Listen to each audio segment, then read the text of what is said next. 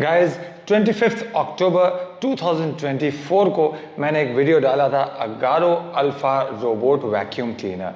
भाई robot vacuum cleaner जो है वो आजकल सभी घरों में कॉमन तो नहीं है, बहुत कम घरों में ही दिखता है। और जब मैंने वीडियो डाला तो काफ़ी मेरे जानने वालों ने मुझसे फ़ोन करके पूछा कि भाई ये सफाई करता भी है या नहीं, और इवन कमेंट्स में भी बाढ़ आ गई कि भाई ये क्लीनिंग करता है कि नहीं। इवन 6 महीने 10 महीने बाद भी लोग पूछते रहे कि अब ये काम कर रहा है कि नहीं। तो मुझे लगा कि काफ़ी लोगों को इसको लेकर के, रोबोट वैक्यूम क्लीनर को लेकर के मन में काफ़ी वहम है, काफ़ी क्वेश्चंस हैं जिनके बारे में ऑनेस्ट आंसर आपको नहीं मिल पाता है। गाइज काफ़ी लोग सोचते होंगे कि कंपनीज हम लोग को प्रोडक्ट भेज देती है और उसके बाद हम लोग उसका वीडियो बना करके या तो प्रोडक्ट सेल कर देते होंगे या किसी को गिफ्ट कर देते होंगे। तो गाइज ऐसा नहीं है। ज़्यादातर प्रोडक्ट्स जितने मैं अपने चैनल पर दिखाता हूँ वो मैं अपने पर्सनल यूज़ में आज भी यूज़ करता हूँ, ठीक है। तो उसी में से एक ये है और ये बहुत ही रिक्वेस्टेड वीडियो है। तो वीडियो में बहुत ही मज़ा आने वाला है, आपके सारे डाउट्स क्लियर होने वाले हैं। आपको सब चीज़ करके दिखाऊंगा और बताऊंगा कि ये लेना चाहिए या नहीं लेना चाहिए, लेना चाहिए तो किसको लेना चाहिए, नहीं लेना चाहिए तो किसको नहीं लेना चाहिए। सारे सवालों के जवाब मिलेंगे। ऑनेस्ट रिव्यू बिल्कुल ये रहेगा, कोई स्पॉन्सर्ड वीडियो नहीं है। तो वीडियो बने रहें और मज़ा आए तो कमेंट करके मुझे ज़रूर बताएं। कोई सवाल हो तो मुझसे कमेंट में ज़रूर पूछ सकते हैं। मैं काफ़ी टाइम से इसे लेना चाहता था तो मैंने इसे परचेज़ किया और इसे यूज़ किया और फिर मैंने सोचा 1 महीने बाद वीडियो बनाओ, 2 महीने बाद बनाओ। फिर मैंने पूरे 10 महीने वेट किया जान के कि देखें साल भर तक ये काम करता है कि नहीं। अब गाइस देखो, ये है तो बहुत काम की चीज़, इसमें कोई दो राय नहीं है, लेकिन एक इलेक्ट्रॉनिक डिवाइस है। प्लस ये करीब मुझे लगता है 4 किलो, 3.5-4 किलो का इसका वजन है। स्पेसिफिकेशंस में देख के बता देंगे आपको डिस्क्रिप्शन में। लेकिन काम की बात यह है कि है बहुत काम की चीज़, लेकिन थोड़ा सेंसिटिव भी है। मतलब आपकी हैंडलिंग इलेक्ट्रॉनिक प्रोडक्ट्स को लेके काफ़ी अच्छी होनी चाहिए, ठीक है। नहीं तो ये आपसे अगर डैमेज हो गया, ख़राब हो गया वारंटी पीरियड के बाद, तो आपको दिक्कत हो सकती है। मार्केट में गए और इसका पार्ट मिल जाए आपको, ऐसा पॉसिबल नहीं है। आपको कंपनी से ही दोबारा कांटेक्ट करना पड़ेगा और कंपनी के पास अगर स्टॉक में होगा, चाहे कोई भी कंपनी हो, कंपनी के पास अगर स्टॉक में होगा तो वो देगी आपको पार्ट, नहीं तो वो पार्ट आपको नहीं मिलेगा। आमतौर में इसमें कोई डैमेज जल्दी नहीं होता। ये बहुत ही अच्छी मशीन है।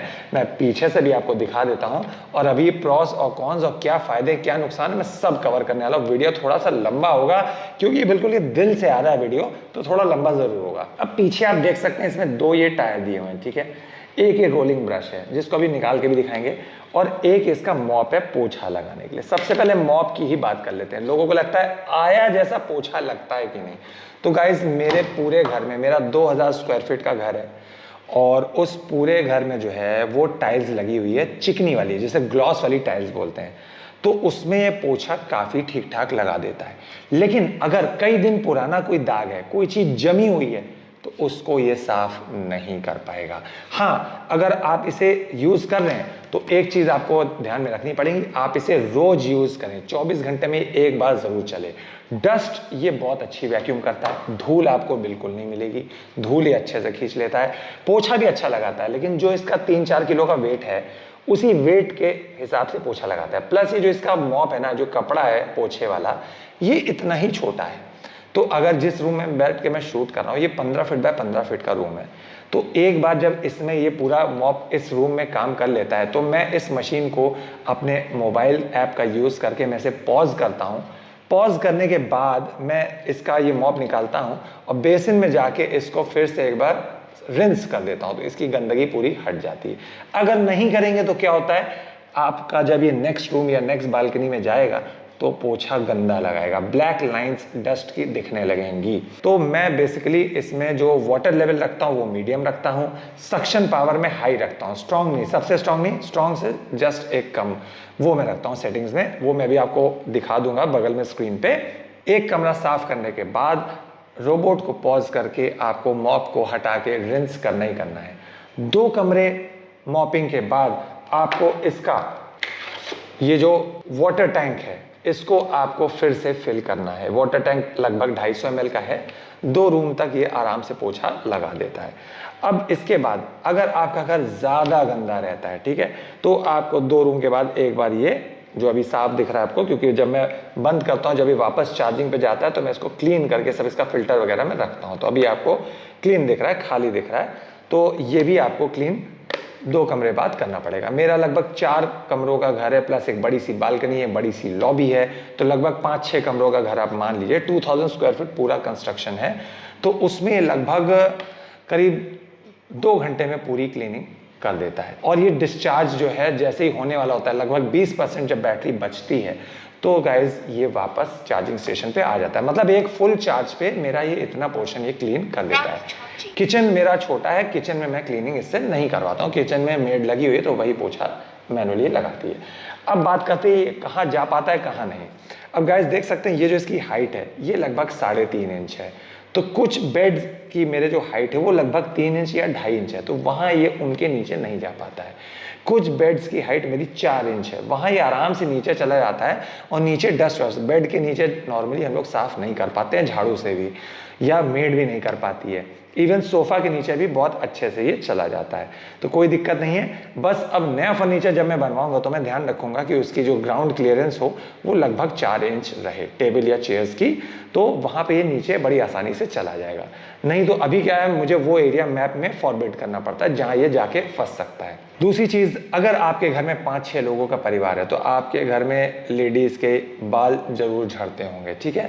वो बाल आपके फ्लोर पे इधर उधर फैल जाते हैं, और जब ये चलता है तो ये जो इसका रोलर है, ठीक है, यहाँ पर, और ये जो इसका जो साइड ब्रश है दोनों, इसमें ये बाल फंस जाते हैं, ठीक है। तो बाल जब फंस जाते हैं तो वही 2 रूम के बाद मैं इसे जब पॉज करता हूँ तो मैं 5 मिनट का टाइम लेता हूँ, इसका ये रिंस कर देता हूँ, इसमें पानी दोबारा से भर देता हूँ, इसका फिल्टर खाली कर देता हूँ, और इसका ये जो ब्रश है इसमें गाइस बाल काफ़ी फंस जाते हैं, ठीक है। ये आजकल कुछ रोबोट्स आ गए हैं जिसमें एंटी टैंगलिंग रोलर ब्रश दिया रहता है, उसमें बाल नहीं फंसते। उसका डिज़ाइन कुछ इस तरह का रहता है कि उसमें बाल नहीं फंसते, लेकिन इस वाले मॉडल में बाल फंसते हैं। और अगर बहुत ज़्यादा बाल हैं तो हमें 2 रूम्स के बाद लगभग इसको पॉज करके जब मैं क्लीन करता हूँ तो इसके भी बाल निकालने पड़ते हैं। बाल आसानी से निकल जाते हैं। एक इसका ब्रश अलग से दिया हुआ है, वो मैं दिखा देता हूँ आपको। तो गाइस देख सकते हैं ये इसका एक हुक टाइप का ब्रश दिया हुआ है। यहाँ जब बाल फंस जाते हैं तो ऐसे ऐसे करते हैं तो वो इसमें एक चक्कू भी बना हुआ है, वो बाल कट भी जाते हैं और बाल हट भी जाते हैं, लेकिन एक काम तो है, ठीक है। लेकिन फिर भी मुझे लगता है कि मेड से तो काफ़ी कम काम है भाई। मेड के दुनिया के नखरे होते हैं, फिर वो कभी आ रही है, कभी छुट्टी कर रही है, कभी सुबह आ रही है, कभी शाम आ रही है। तो ये काफ़ी फ़ायदेमंद प्रोडक्ट है। बस आपको कुछ अपनी आदतों में सुधार लाना पड़ेगा। जैसे मैं भी दिखाऊं तो मेरे बगल में फ्लोर में मेरे बच्चे के कुछ टॉयज़, अल्फ़ाबेट्स, ये सब गिरा हुआ है, ठीक है। ये सब इस तरह के अल्फ़ाबेट्स अगर आपके फ्लोर पे गिरे या टॉयज़ वगैरह गिरे हैं तो ये आपको रोबोट ऑन करने से पहले आपको मैनुअली ये उठा लेना है, ठीक है।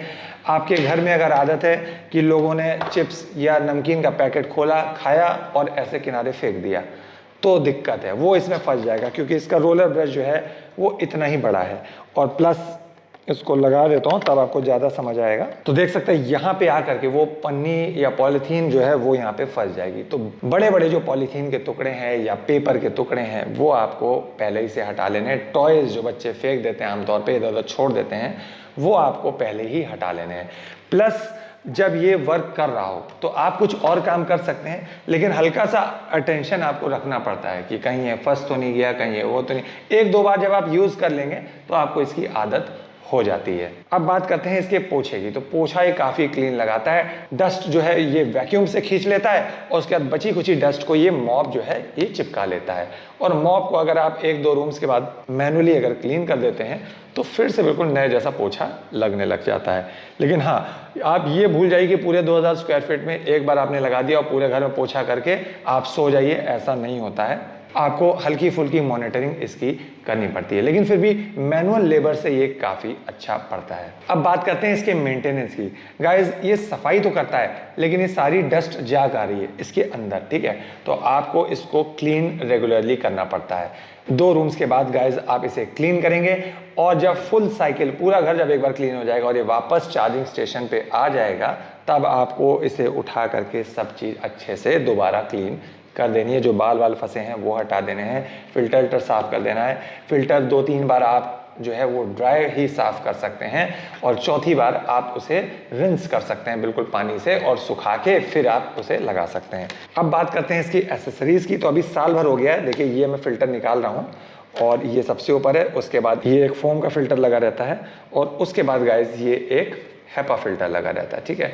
तो अभी ये काम कर रहा है, अभी इसकी चेंज करने की नौबत नहीं आई, लेकिन मुझे लगता है कि जैसा कि मेरी हैंडलिंग है तो लगभग साल भर अभी और यूज़ करेंगे तब इसके चेंजेस की ज़रूरत पड़ेगी। देखिए इसमें थोड़ा पानी भरा हुआ है तो मेरे कपड़ों पे हल्का सा टपक रहा है और वो क्योंकि मैंने नीचे से मॉप हटा दिया है तो मैं इसे लगा देता हूँ पहले, फिर आगे हम बात करते हैं। देखो गाइज ऐसे ही आसानी से लग जाता है, ठीक है। मॉप लग गया और मॉप थोड़ा एडजस्टेबल होता है कि आपके फर्श पे कहीं स्लोप हो हल्का फुल्का तो ये एडजस्ट होकर अच्छे से पोछा लगा दे। दूसरा, अब लोग पूछेंगे इसकी लाइफ कितनी है। भाई अगर हैंडलिंग आपकी सही है, अगर आपसे गिर पड़ नहीं रहा है, कुछ लोगों की आदत होती है हाथ से सामान बहुत छटकता है, गिरता है, तो अगर इस टाइप की हैंडलिंग है तो आपको नुकसान हो सकता है, ठीक है। अब जिसको अपनी हैंडलिंग पे विश्वास है अच्छे से कि भाई नहीं मुझसे ये महंगी चीज़ है, ये नहीं गिर सकती या नहीं ख़राब होगी जल्दी, तो वो लोग ले सकते हैं और ये काफ़ी लंबे समय, मेरे ख्याल से 4-5 साल आराम से ये खींच सकता है। साल भर मुझे को लगभग होने जा रहा है।